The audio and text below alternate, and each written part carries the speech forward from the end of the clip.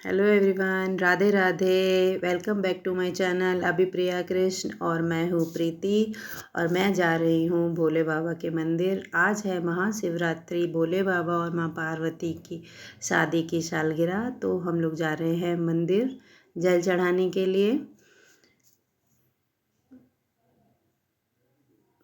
और मैं आ गई हूँ मंदिर, और मंदिर में आई और यहाँ का नज़ारा देख के तो मैं तो ही तक अचंभित रह गई। बिल्कुल यहाँ पे इतनी भीड़ थी, मैंने सोचा था फटाफट जाके अभी जल चढ़ा के आऊँगी और शाम को आराम से पूजा पाठ करूँगी आके। तो यहाँ आई, इतनी लंबी लाइन थी। आधा घंटा, कम से कम आधा घंटा खड़े होने के बाद मंदिर में जाने का मौका मिला है। आधे घंटे से और ज़्यादा ही लग गया होगा, क्योंकि जो लोग अंदर जाते थे वो हटने का नाम ही नहीं ले रहे थे। वो अपनी पूजा पाठ आराम से शांति से करके तभी हटना चाह रहे थे। तो जैसे तैसे अंदर जाने का मौका मिला, फटाफट जल चढ़ाया और भगवान के पैर छुए। इतनी भीड़ थी कि खड़े ही नहीं हुआ जा रहा था, लोग धक्का लगा रहे थे कि फटाफट निकलिए निकलिए। जैसे तैसे हमारा बस जल चढ़ाया और मैं चली अपने घर की तरफ, भगवान को हाथ जोड़ के कि भगवान शाम को अच्छे से पूजा करने का मौका मिले। और बाकी भगवान को पैर छू के और मैं चल दी अपने घर की तरफ, क्योंकि अभी घर पे जाके पूजा भी करनी है। अभी घर की पूजा नहीं की है, अब जाके करूँगी। तो ये मैंने कर ली अपने घर की पूजा। और अब आ गई हूँ मैं अपने शाम की पूजा की तैयारी करने के लिए। तो ये मैं बना रही हूँ आटे के दीपक। किसी भी तीज त्यौहार में अगर हम आटे के दीपक बना के दीप दान करते हैं तो हमारे लिए बहुत ही शुभ होता है। तो आप अपनी श्रद्धा के अनुसार आप जितने बना चाहें, कम से कम 11-21 ज़रूर बनाएं। आप उससे भी ज़्यादा 51, 101, आप जितने भी बनाना चाहें उस हिसाब से आप बना सकते हैं, जितनी आपकी श्रद्धा हो। अगर आप आटे के बनाना चाहते हैं तो आप आटे के बनाइए, नहीं आटे के बनाना चाहते हैं तो आप मिट्टी के दीपक ले लीजिए, उससे आप बना लीजिए। आप देसी घी या तिल या आपके पास जो कुछ भी उपलब्ध हो, जो भी हो, उससे आप दीपक जला सकते हैं। तो ये देखिए, मैंने अभी बिल्कुल फ्रेश फ्रेश देसी गाय का घी बनाया था, ताज़ा ताज़ा।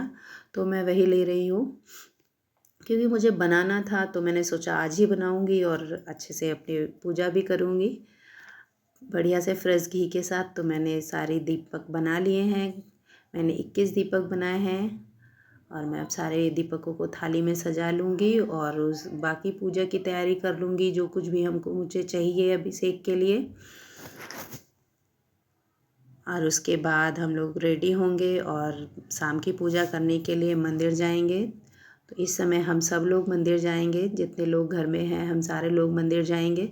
हमारे दीपक तैयार हैं और अब हम लोग निकलने वाले हैं पूजा की तैयारी, पूजा करने के लिए। तो अब हम लोग निकल रहे हैं पूजा के लिए। सारा सामान ले लिया है और अब हम लोग जा रहे हैं मंदिर।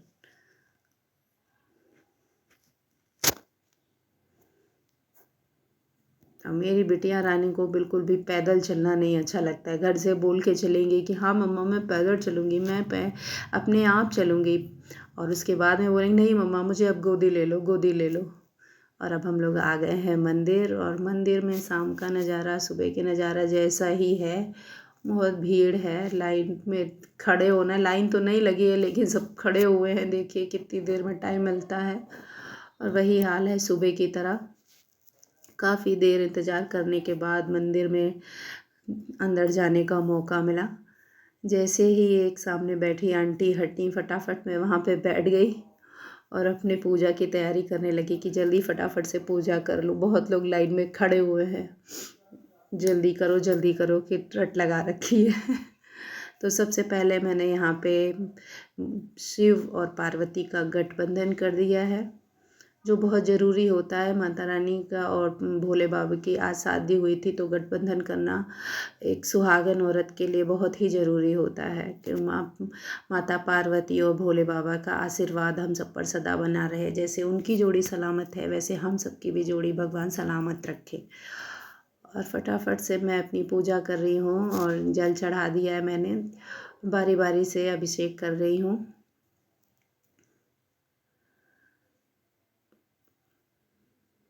जो कुछ भी मुझको करना था, जितना जो कुछ भी मैंने सोचा था इत्मीनान से इस समय पूजा करने का मौका मिलेगा, लेकिन ऐसा नहीं हुआ। जैसे तैसे जो कुछ भी पूजा जैसी कर पाई वैसी कर ली। और यहाँ पे मैंने सारे दीपक प्रज्वलित कर लिए हैं और मैंने उनको आचमन करा दिया और मैं अब आरती कर लूँगी। हम सभी मिल के आरती कर लेंगे, हाथ लगा लेंगे। और बच्चे डर रहे थे, कह रहे थे इतने दीपक जल रहे हैं, ऐसा नहीं कहीं गर्म हो लग जाए, कहीं जल जाए। तो हमने कहा बस हाथ हमारा छू लो, बस हो गया।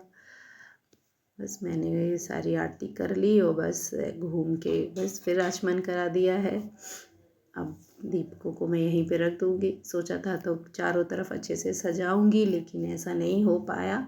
बस एक ही तरफ दीपक रख दिए जो रख पाई, बाकी जो और भगवान थे उनके पास दीपक रखवा दिए।